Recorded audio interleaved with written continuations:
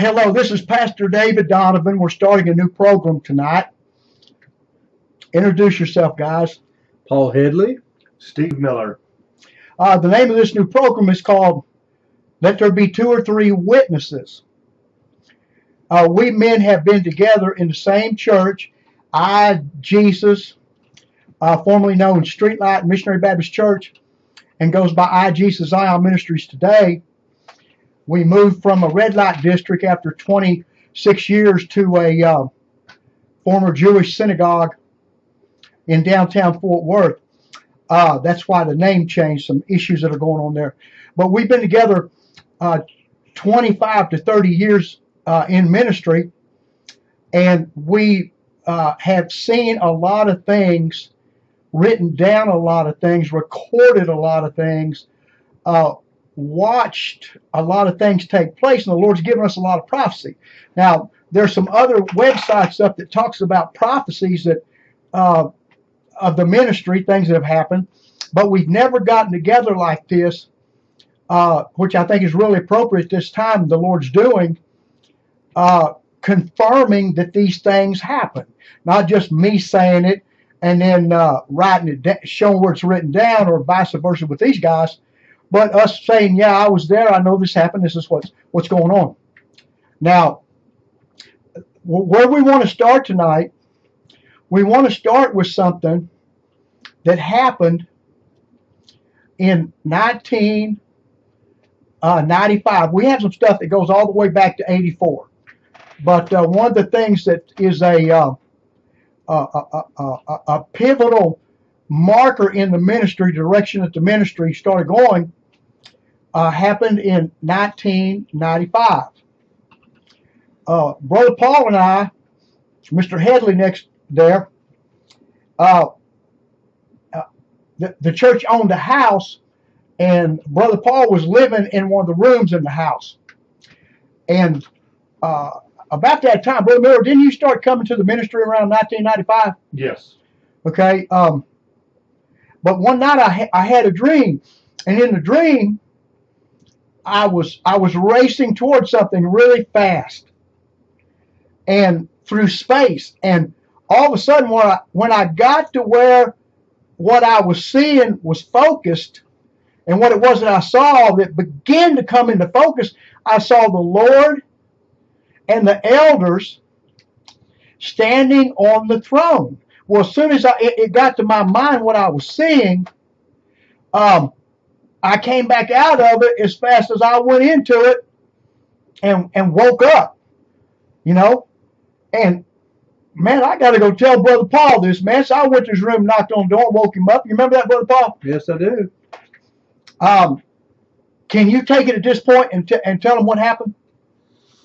Well, he woke me up and he told me about the dream, and he asked me if I remembered where the Bible talks about God stands on the throne. And having grown up as a preacher's kid and knowing a lot about the Bible, I didn't remember where it said that. So I went back to my room, and Pastor David went back to his room. So you do remember it very well, what happened that night? Very well, because you asked me, where does it say that? Yeah, you and I both talked about it. Where is the Lord standing on the throne? Because we remembered Isaiah 6, where the Lord is sitting on the throne with his train going through the temple. Right. His long train. And so that was on a Friday night. We got up on a Saturday morning, and he went about his job, and I went on my job. And so we go through the day, and the next morning, when it's time to go to church, Brother Paul runs down to pick up some donuts and stuff for men's fellowship. And on the way back, he stops by and he gives me the newspaper. I open up the newspaper, and on the front page, and by the way, let me show it to you. I got it right here on my desk. Pull it out.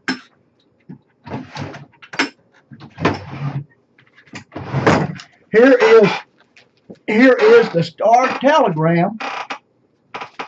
If you look at it real good, let me pull up here. See, it says,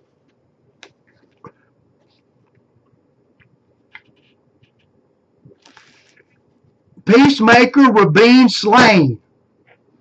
Okay? Peacemaker, Rabin, slain. Now, as soon as I saw that, I know that must be what I saw, and I told Paul, I said, check that out, man. For me to have a dream to see what I saw, even though I didn't see just a glimpse of it, man, this must be what it is, you know? And so what we find out is that Saturday, at, what was it, guys? Was he assassinated at 3 o'clock in the afternoon in Israel? You remember? Yeah, I think it was 3. It was. Yeah, that does seem right. Yeah. Yes. Yes. How are they ahead of us? How many hours? 8 hours. 8 hours ahead of us. Mm-hmm. So like, it's 4 or 5, 6 o'clock in the morning when I wake up and tell Paul the dream. Well, it goes through the day. It's somewhere between 12 and 3. I'd have to read the newspaper again. It says what time he's assassinated in Israel. Okay? Which the timing of it, me having it that night and the way the clock goes around, he's assassinated that afternoon. And so, which turns out the next Sunday morning when that comes out in the paper, that describes all that, okay? And wow, Lord, that must have been what it was. That's so serious. Well, so I go to church to preach that morning, and I did some topical study that week. I had some things on my mind. And one of the first places the Lord took me to in the message that morning was Isaiah chapter 3. And I'm preaching down through there and going over this passage. And it says, the Lord stands on the throne to judge the elders of Israel. Now, nobody in the church really knew what was going on but Brother Paul at that point. And after church service, Pablo checked this out. Remember that, Paul? Yes, I do. And how did you respond when you heard that? You remember anything about it, how you responded, or just want to add something to that? I don't specifically remember my response to that other than, going, yeah, wow. That's what it was. Okay, so then, golly, that must be what it is. Well, anyway, so that night at church, I'm still working on some stuff I've been working on all week. And when I preached that night, the Lord took me to a passage during the message in the book of Psalms where the Lord stands to judge on the throne his people. And wow, 2 witnesses. Brother Paul, check this out. You remember that? Yes, it happened again that night, didn't it? Mm-hmm. Yes. Well, so I remember walking out of church that night, and Brother Paul and I was talking about it, helping everybody get in their cars, get home, all the stuff that was going on. And Brother Miller, were you at the church in November of '95? Yes. Okay. Okay. Do you remember me talking to you about it then? Yes. Okay, you do remember. Okay. And by the way, your dad at that time was a professor at the seminary, Southwestern Theological. Yes, he was. Okay. Bless his heart, he's with the Lord now. So we were leaving the church talking about that must be it. At least I remember I was with somebody, one of these guys or both. And so I'm going, I'm knowing in my heart of hearts what's happened is back in '93, Bill Clinton did the follow through on George Bush Sr.'s Oslo Accord, where Seniors Bush met with people in Oslo, Norway, to work on this peace deal. And by the way, when they were there doing that, a storm blew President Bush Sr.'s house off the foundation, wiped it out, okay? Well, anyway, so I knew, because when I first saw Clinton sign that Oslo Accord deal on the White House. Actually, Bush did his in 91, senior, but then Bill Clinton with Arafat and Rabin and these men signed this on the White House lawn, and I watched it in 93. This not going to work. There's not going to be a peace deal like that. So I knew walking out the door that night, I knew that it was judgment, that God judged the prime minister for giving that land away, giving Israel's land away, because the promise of God in the last day, he's bringing them back. And then there is the passage that if you divide that land, God will cut you to pieces. You know, it's just, he's not looking for Gentiles to get. He's looking for everybody who wants to come against what he said and what prophecy says is going to happen, and God will deal with everybody the same way. He'll let you know you're not going to change what I've declared. And so I'm walking out the door, and I'm just really blown away by what's happening, because I know I'm seeing prophecy fulfilled, and I go, and I hear the Lord speak to me in the spirit. That small, still voice, David, what do you think I'm going to do to those who twisted Israel's arm, the Prime Minister Rabin's arm behind his back, to do that peace deal? What am I going to do to them after Rabin getting killed? I said, what, Lord? And he didn't answer me. Well, years went by, and 13 years to the day, I was sitting at my office in the house on the couch watching the election returns come in 2008, November 4th. And it came across the television that Obama, the Muslim, who ran around with the terrorist Ayers, Bill Ayers, who ran around with Farrakhan, and who, while his first term in Congress, he was the most radical signer of the abortion bill late term. When it comes in that he wins the election, I went, this is terrible. This is terrible. We got enough problems without this Muslim getting in there.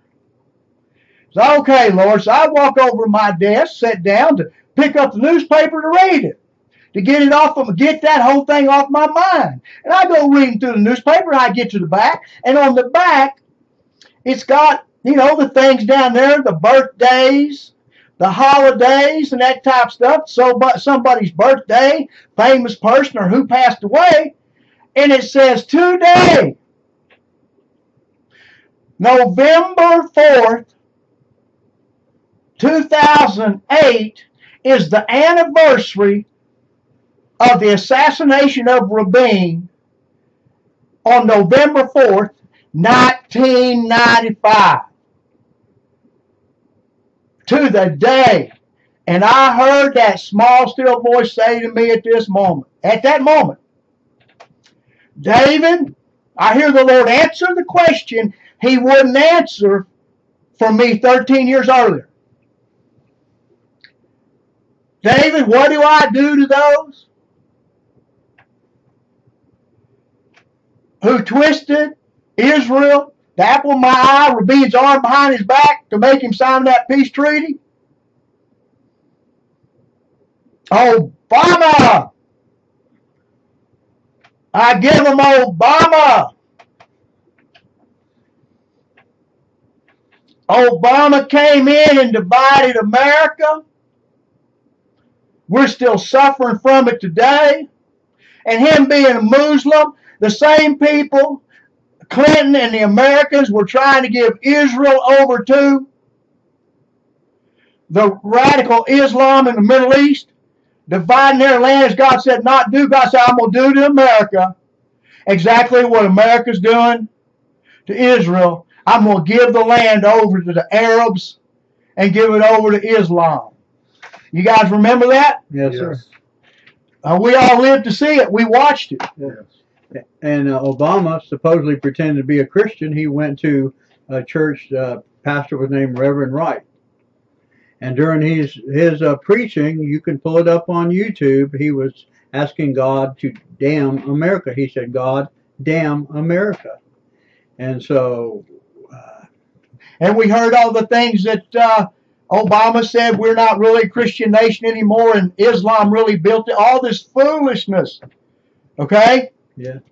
Well, so that's what this video is about. Now, you can go to the channel on YouTube, See This Dreamer Cometh, and see different dreams and visions over the last 30 years, stuff the Lord's been speaking. But this is where America is today with President Trump, with all the wonderful things that he's done. And what you think, good or bad, Democrat or Republican, what's going on with America, the future for this country rests upon this peace deal that the Trump administration is doing with Israel. Right. Now, I had an old fellow I love very much, Richard Flippin, a minister, tell me one time, he's with the Lord, he'd be in his 90s now. He reminded me, he said, David, you always feed a bull grain before you slaughter it. And so when America's getting all built up, low unemployment for everybody, black, white, red, and yellow, wages high, all this good stuff going on, you know, just swelling up in all this blessing, the bigger you are, the harder you fall. So the blessings are not the point. The point is, are you grateful and thankful to the one that gave the blessings? And are you in the one that gave the blessings will? And that is the God of Abraham, Isaac, and Jacob, the God of Israel, the Son of God, Jesus Christ, the Savior of the world. So this is the first video that we're putting up, trying to start putting up more on this new channel called Let There Be Two or Three Witnesses. Thank you for joining in on this. Say goodbye, Brother Miller. Goodbye. Say goodbye, Brother Paul. Goodbye. Goodbye, and God bless you.